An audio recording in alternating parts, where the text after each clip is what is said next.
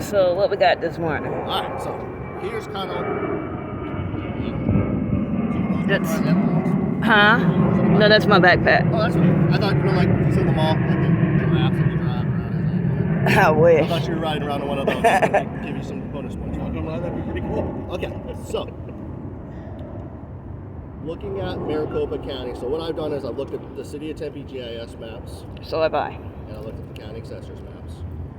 You know, all that stuff to show where the property line is, and we just spoke to their bosses. So kind of where Officer Williams was out here yesterday, and I spoke to him. You understand you're trespass from SRP property.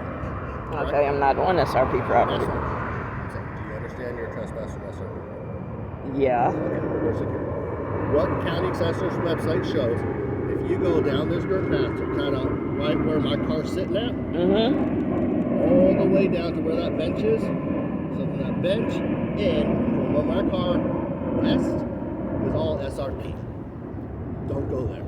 Okay. If you go into that gravel area, up against their wall, obviously anywhere inside their buildings, or anywhere along this landscape, that is all SRP's property. If you go on that, you get arrested. Right. Okay. I don't go down there. From my car, okay, this way, out to Mill Avenue. So if you go from where this driveway is, and you go a couple feet out, so you kind of draw a line, roughly right here, and you draw that little line straight down this way, and you draw it back down to my car. So picture a triangle going to my car, down to that way, all the way around the mill, and then back end here, that is known as the Papago Gateway Building property line. Okay? That's what Maricopa County Assessor shows. Right? So there's an LLC. Now, what we've been told is SRP owns this property. They lease it to that LLC. I understand that. Okay? So, talking to the leasee person or talking to the manager there, which is a guy named Tony, he's okay with you being on property. Tony says as long as you don't go in the garage, you're not in the building, you're not in their driveways, you're not passing places like this. They've talked to you before, security's talked to you, they told you where not to go. They're like, where you're currently sitting at, security's okay with you being there, Tony's okay with you being there. So since, according to county assessor, you show on their property, you're okay to be where you're at. Okay. Okay? Going forward, if you cross, like I said, you go past the little line, you're in the City of Tempe world out here. Okay? So that's like the reservoir right here, all the way around, is city property. It wiggles. The line, it's not a straight line. Basically, I'm saying if you go for that bench, include, obviously SRP is going to own the drainage ditch. They're going to own this drainage ditch. Right. That drainage ditch, because that's their water. Right. SRP Okay. gets the water. It kind of comes across, roughly, that's a line. It goes like this, but then it starts curving and it goes a little bit jiggy-jag. For more intents and purposes, the Quay way would say, sidewalk in on this side for solar. Driveway, crosswalk access, driveway access, street lights, all that stuff, City of Tempe property. Okay. Okay? Part of City of Tempe property is you can't park, stay, rest, sleep on an easement, alleyway, roadway, highway, crosswalk. There's a city code saying. So if you were to wheel yourself, sit here, sit here, you'd be violating the city code. Okay?